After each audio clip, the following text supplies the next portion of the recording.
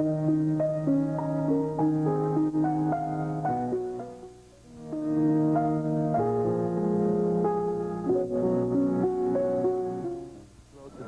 that I can maybe comment on them a little bit more knowledgeably, because the strategy is definitely going to change. Our one-in champion, Julie Sutton, for example. When she wants to practice, well, she has the entire Wanda Fuca Curling Club in Victoria all to herself. That's the way it's done in Canada. Now look at the way it's done in Houston, Texas, the home of the U.S. Women's Champion. They practice once a week at the Galleria Shopping Mall. Their practice ice is right in the center of all the stores. The skaters leave, the Zamboni comes out, and the curlers get ready to take over the ice for 2 hours starting at 8 o'clock in the morning on Sundays. They scratch the rings in the ice. Passers-by wonder what it's all about. This game called curling. Not down here in Texas, but you bet. The Houston Curling Club is on the ice, and they're at the World Championships in Winnipeg.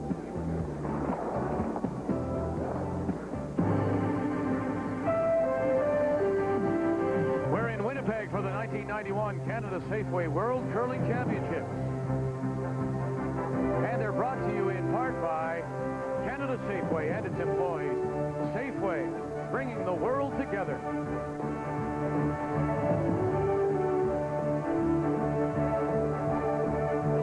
And welcome to TSN's continuing coverage of these 91 Canada Safeway World Curling Championships. And Ray and I are up in the nosebleed section of Winnipeg Arena, and we are both holding on for dear life. Well, if you're going, we're going together. I'll tell you Thank you very much. And we are a team, aren't we? Canada all alone in first place, also 6-0, followed by Norway at 5-1. At 4-2, Sweden and Scotland, and then you'll see Switzerland at 3-3, as well as Germany. Look familiar, don't they? Denmark, France, United States, and Austria on the bottom, both at 1-5. Now it's on to the 13th draw, and the Canadian women are on the ice. Julie Sutton and her rink from Victoria against the U.S., but really it's maybe an all-Canadian battle when you consider that 4 members of this U.S. rink are from Canada originally. Well, you know, I think Julie's going to have the same problem that Kevin faced last night, is that's really getting themselves into the game and not becoming too relaxed, because they're playing a very inexperienced team. Yes, there are 4 Canadians, but they haven't done a lot of curling in top competition, and Maymar lost a very tough game last night to Austria, a game that she actually should have won. So I really think for the girls from BC, they're going to have to really make sure they concentrate a little extra hard and stay in the game, because if not, things can sneak up on you, Vic, as you know. Oh, you bet. Now, as we say, 4 members of this U.S. rink are originally from Canada, including the skip, and that is Maymar Gemmell, a former Canadian senior women's champion, and Maymar is standing by with Linda Moore way down there. Thanks, Vic, and we're very comfortable down here. Maymar, we're having a good time, aren't we? Yes. And it's a really interesting story that you've been telling me about your team, especially you, since you played in the Ontario Senior Playdowns and the U.S. Ladies Playdowns. How did that all happen? Well, I played with Jill Greenwood last year, and I made 5 trips back and forth to Ontario, and we ended up in Whitehorse and won the Canadian Seniors. Decided we'd do this again, so we went to the Ontario final, and so it was 4 trips from Houston to Toronto and all of Southern Ontario, and we lost in the final of the Onterios. Then I rushed back home and went over to Denver. Actually, we did Denver before the Ontario finals, and we played in the region in Denver, and that was Denver, or Colorado, Nebraska, and ourselves. And we won that, so went off to Utica for the U.S. Nationals, and we were 5-3, so we got into the 3rd playoff spot, and we won. You did very, very well. And actually, you were telling me, too, that you didn't even meet one of the members of your teams until those regional playdowns, and that your husband put the team together. Well, that's correct. Judy Johnson, my vice, she lives in Dallas, and that's 250 miles from Houston. Janet lives in Austin, which is about 160 miles from Houston, and only Brenda and I live in Houston. And we introduced Judy to the rest of the team in Denver at the airport. And the third thing is that you don't really have a great place to play, because you only have a couple of hours a week at the Galleria Mall, and it's hard for you all to get there. Well, we don't get there. It's only Janet and I that play with our husbands, and it's from 8 to 10 on Sunday morning. It's 15-second ice because we take warm rocks out of a warm cupboard. There's a glass roof over top of it, and it gets hot in Houston, so the humidity's pretty high, and sometimes the rocks will melt right into the ice, and we've even had them melt right through the paint. They Zamboni the ice, then we pebble it, and we try and play. We have a wonderful curling club down there. We've gone from 24 members to 48 members, and they are absolutely thrilled that we are here. And I'm sure they're supporting you, but you have a tough one in your next game. You play Canada. Any thoughts on that game? Well, I was going to phone in the result. Realistically, we'd like to stay close to them. You know, we respect their ability. They are a beautiful shooting team, as are the Canadian men. And I would like to see them win it. They should. Well, except for the U.S. guys. They've got a chance. We got to hope for them yet. Well, she couldn't phone it in. She has to go on the ice. And we'll see. We've seen teams like this come back and bite Canada before. It's a north-south battle. The U.S., Maymar Gemmell against Julie Sutton. And it's right here on TSN. Denmark is playing Switzerland. Helena Black, 2-4. Janet Hurleman of Sioux, Switzerland is 3-3. Germany against Austria. It's Andrea Schaub of Garmisch, a former world champion, 3-3, against Traudl Kudelka of Kitzbühel at 1-5. We're at the Winnipeg Arena for this 13th round of the Canada Safeway World Curling Championships. Canada against the United States. And representing the U.S., yes, from the Galleria Mall. That's where they play, from Houston, Texas. Their skip on the left is Maymar Gemmell. Judy Johnson is the third, Janet Hunter is the second, and Brenda Jancic is the lead. All of them former Canadians, Canadian-born, now living in Houston, Texas. And again, because of the illness to Canadian second Melissa Saligo, the coach and fifth player, Elaine Jackson, is on the ice, and she'll be playing. And there you can see Melissa just behind the boards with in front of that gentleman, and Melissa's still not feeling well, although the early indication was that she was this morning at the hotel feeling a lot better. Well, she is feeling better, and I think this is a coaching decision because I think she'd like to be on the ice, but what they've decided is Melissa is still very weak, and she needs about a day to recuperate fully to be in the kind of performance level that she wants for the semifinal and final if they do make it to the final. So they've decided the wisest move is to sit Melissa out this game, let her get her strength back, and then start her tomorrow. Yeah. 12-3-8. It's totally different than last night. Yeah, the ice feels so different. Definitely. Is that shot, Carrie? I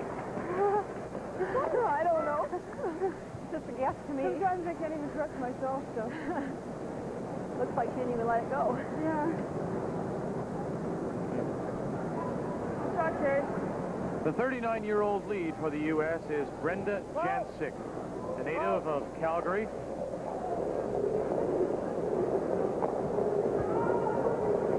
I really had a great conversation with Maymar. What a lovely lady. She said that when they won the final, they beat Lisa Schonenberg, who was 8-0 after the round robin, and probably was the one that was doing the best over the course of the week. But you come out, and Maymar said, we played well, put it to them, and here we are. That's right. Well, just to finish my thought on Melissa, you know, I really think it's a good decision. I think that I know it's hard for her to sit there because as a competitor, you want to be in there so badly. And, you know, we've talked so many times about the fact that you know, you're at a world championship, you may never get back. I know I went through that experience. I had the opportunity to play in one and tried hard for the next 15 years to get back to another and never made it. So you want to savor the situation. You want to experience every shot. But I think for the betterment of the team and for herself, that, you know, she'll come out tomorrow and she'll be good and strong, and this day's rest will be good for her.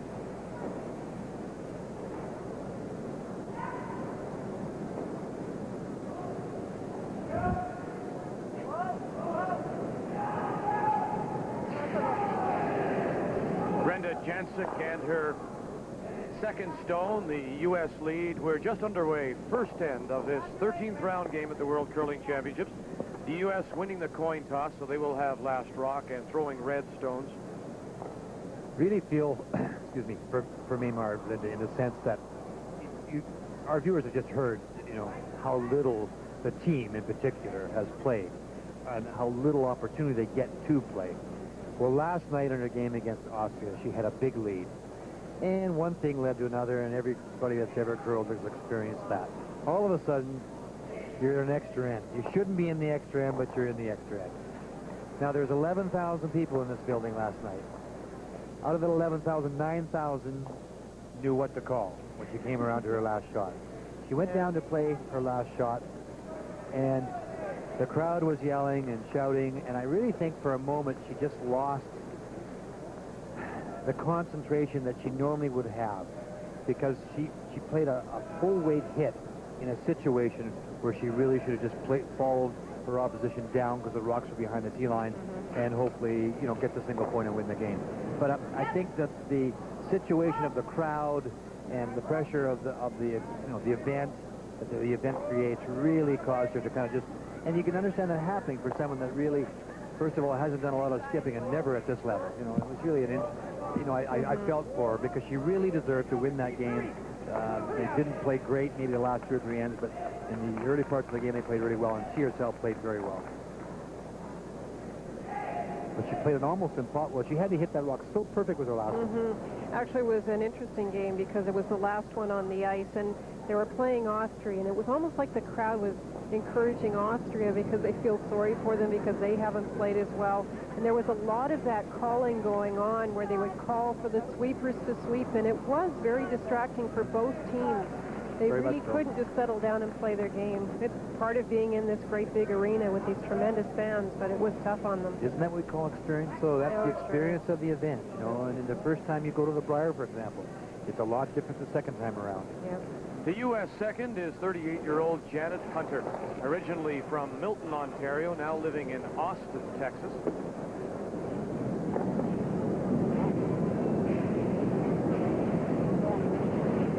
Janet has a bit of a drift to the right, and she has a problem with her outturn in this spot. And she fans it.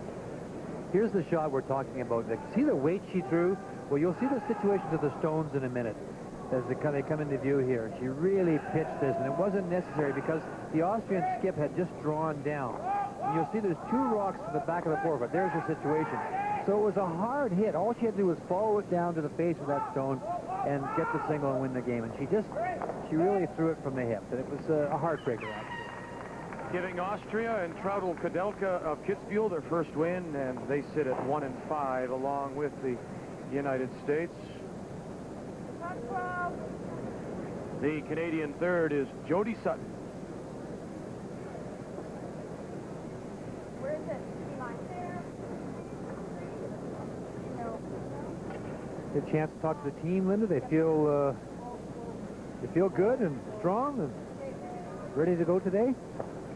Yeah, actually, before the game, they were having a little bit of fun with Winsome and Loosome. They were kidding around at the back. One thing we were talking about is by the scoreboards, Winsome and Loosome were going by, and there was all these stuffed animals. It turns out they were all the male team mascots, but the women's teams don't have any of these little stuffed animals, and they were having a bit of a chuckle about that. The U.S. third is Judy Johnston, originally from Princeton, B.C., now lives in Dallas. This was a mix and match rink put together by Maymar's husband, and Judy was the one introduced at the airport before the Denver playdown. Hi, this is my second. This is your lead.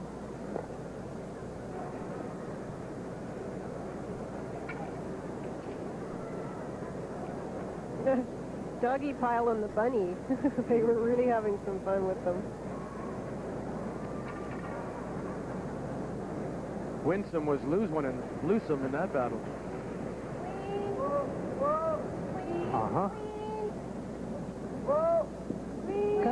You kind of fumbled on the trivia last night, didn't you, Vic? Yeah. You know, the fellas told me afterwards, you weren't with us last night. They play the trivia, and our producer always asks, so what do you think it is? I said, well, I think it's Roger Schmidt. And then our producer went to Ray and said, Ray, he said, wrong. Ray was all over me. I couldn't believe it. Yep. Now we'll see what our producer Keith Pelly has for us today.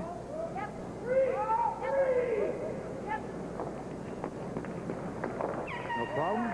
You see Actually, the U.S. ladies have a different style of brush. It's one of the synthetic ones. It's a cloth cover. A lot of people are proponents of these brushes because they feel when a rock catches one of the bristles coming out of the right-hand style brush, as we see it there, you lose the rock entirely, and that cloth one in the center will keep the ice much cleaner. And then, of course, there's the corn broom that will make it a little messier still. My only thought would be, Ray, is with a cloth brush is without the bristle, you don't get down in between the pebble to get the frost out. I think that it gives enough. Does it dig it in? It's a good question, but I think you can. It just feels a little different. Yeah. It's the give that feels different to me when I've tried it, and I haven't successfully used one of those, but a lot of people think they're great. Skip Stone's in this first end, and the first from the Canadian skip Julie Sutton, the U.S. with last rock.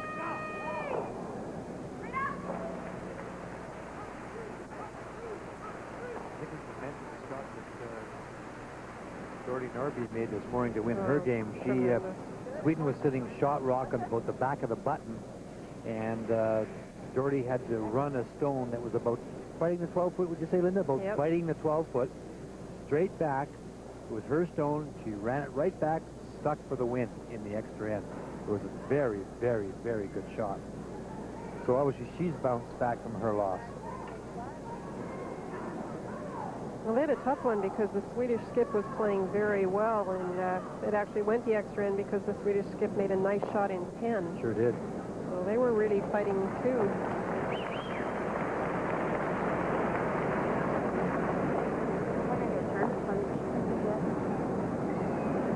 This will be the first stone for the U.S. skip.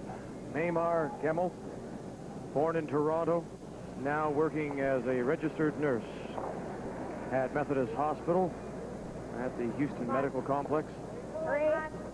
And part of the Jill Greenwood rink that won the 1990 Canadian Senior Women's Curling Championship.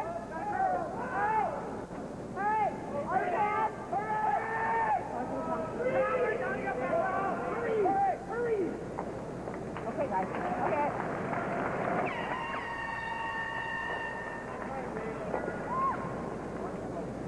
Well, she didn't want to come up short on that one. It gives Canada a chance to draw around the guard.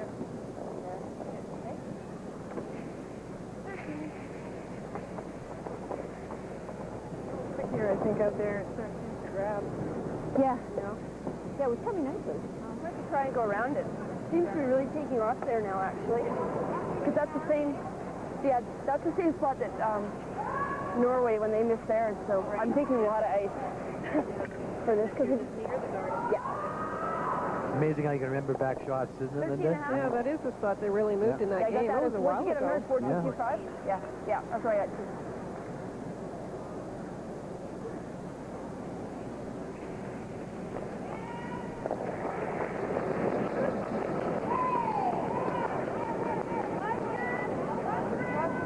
Final stone for Canada and Julie Sutton.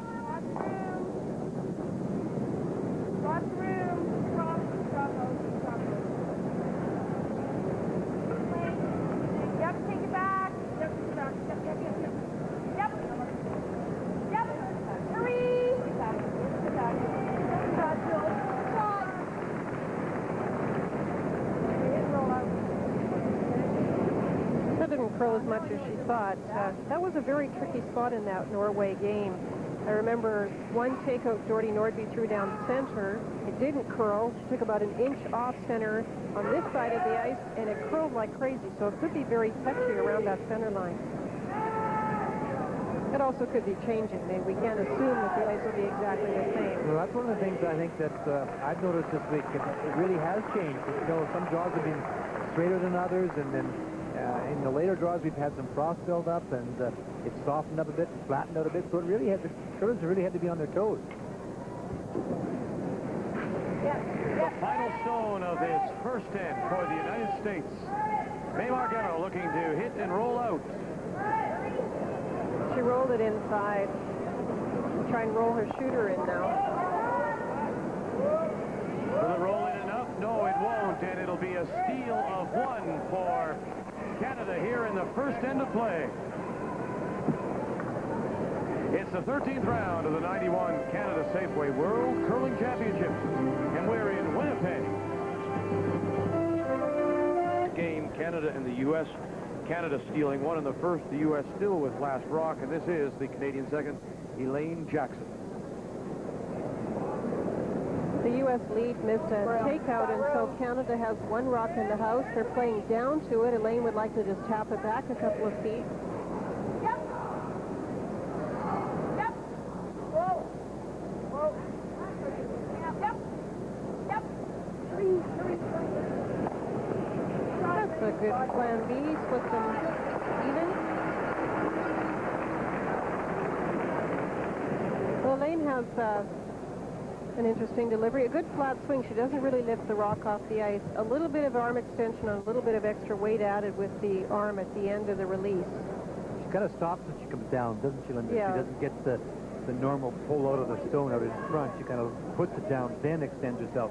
So there is a lot of strength, leg strength required in her delivery.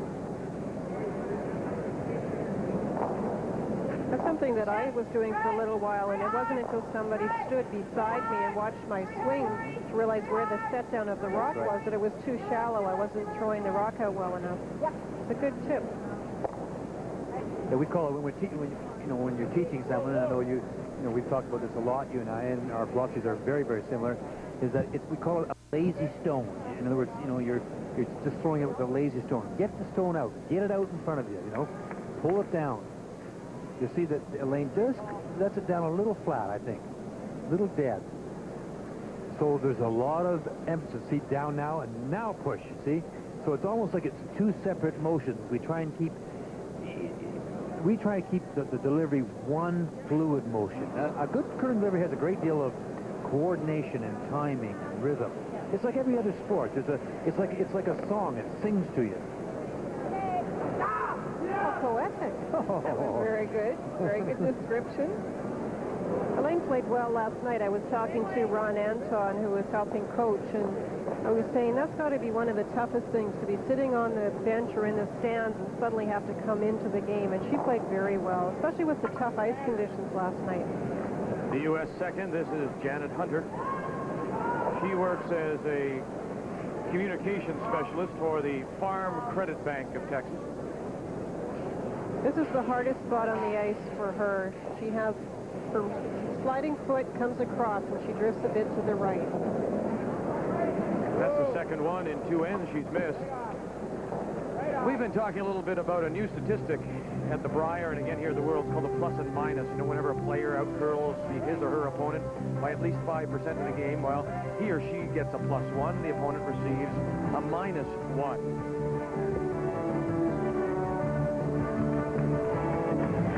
We'll talk a little bit about the way these two teams match up in terms of plus and minus. Right.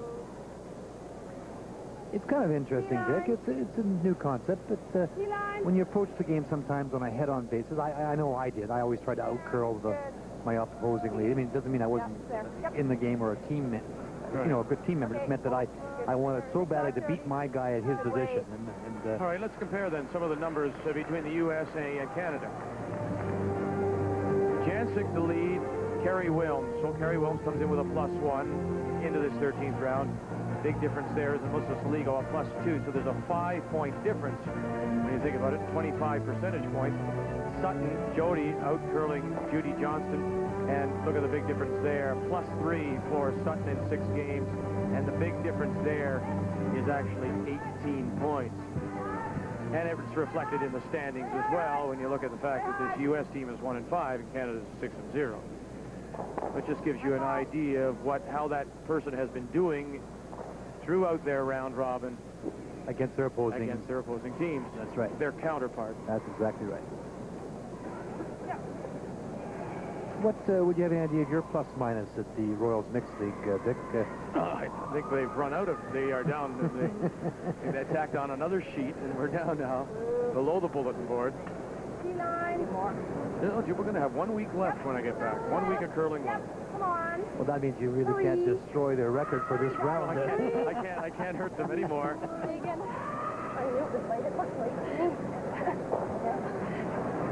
don't need anything light, you guys. Sorry. Okay, Joe. Sorry, Joe. They didn't touch it. Should have been there.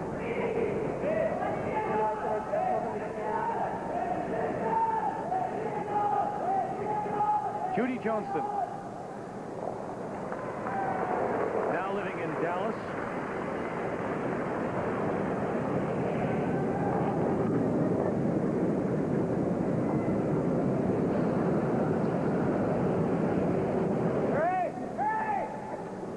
Makes the hit. Will the shooter hang on? No.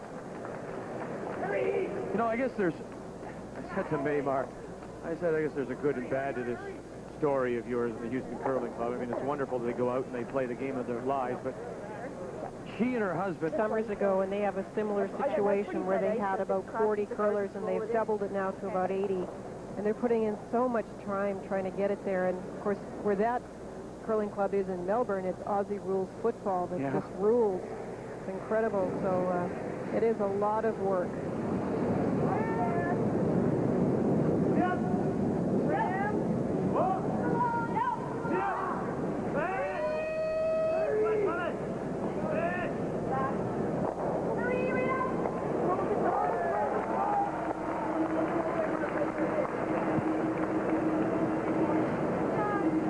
With her first stone will roll the shooter into the top of the 12. Yeah, so I think the weight was all right, just not the right ice, or came out a little inside. There you see some of the U.S. supporters here. I was with some people last night from Duluth. We were out for dinner after the draw. Around the piano, were they? You know, sometimes your head, you forget where you are and you do silly things. You do? Yeah. There they were singing, and I was up there.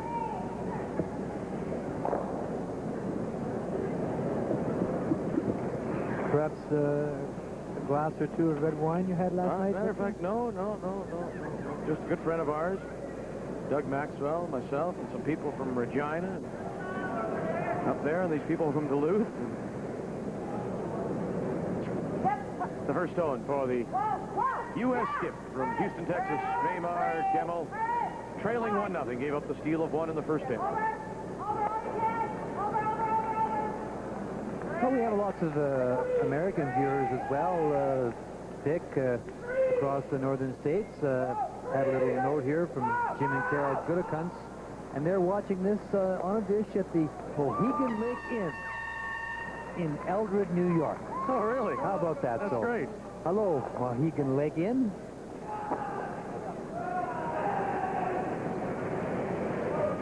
Seems to be moving rather nicely here. Yeah.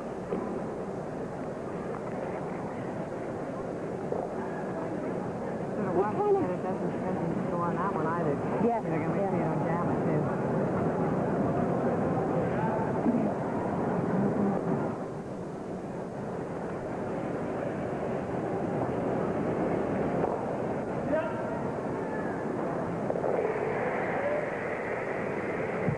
The last stone for Canada. The U.S., though, do have the hammer here in end number 2.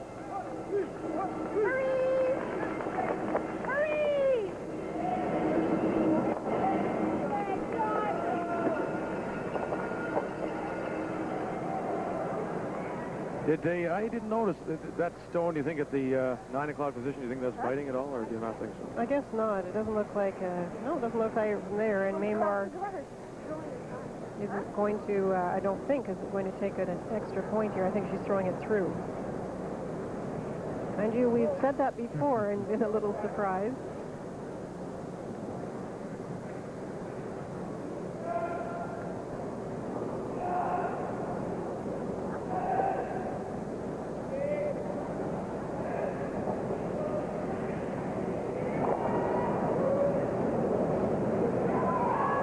Maymar was a championship field hockey player as well when she was living in Canada. They're throwing down this spot to blank the end because they had the trouble earlier with those ones drifting out. So she's having another look at this spot. Carmela Birdie was Carmela Birdie was an excellent field hockey player as well. World champion. Zeros on the board here in the second end. Canada continues to lead 1-0. It is a Can-Am battle here in the 13th round of these Canada Safeway World Curling Championships. We're playing the third end there. Denmark continues to lead 2-0 over Switzerland in women's play as they play the third after a blank in 2. Elaine Jackson.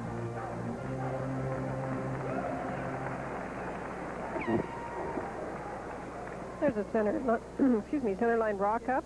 It was put up by Canada, exchanged by the U.S., and now they're coming around it. Did I hear a little crack in your voice there? Do we have a backup for Linda? I just need a little tea and honey.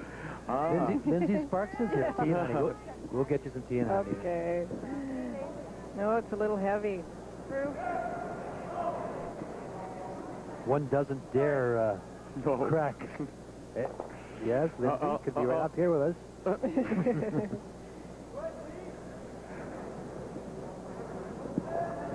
Very conscious of the voices on this crew. Hector Bay hasn't taken his eyes off me. Yeah. Ever since Vic went down in Ottawa, it's been a constant source of fun. Janet Hunter.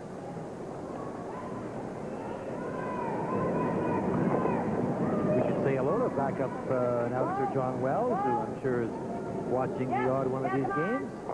Yeah, hurry. I guess he's on the road. John would probably be on the road with the Very hard. Roll the shooter. Yep, roll the shooter. NHL Pelican.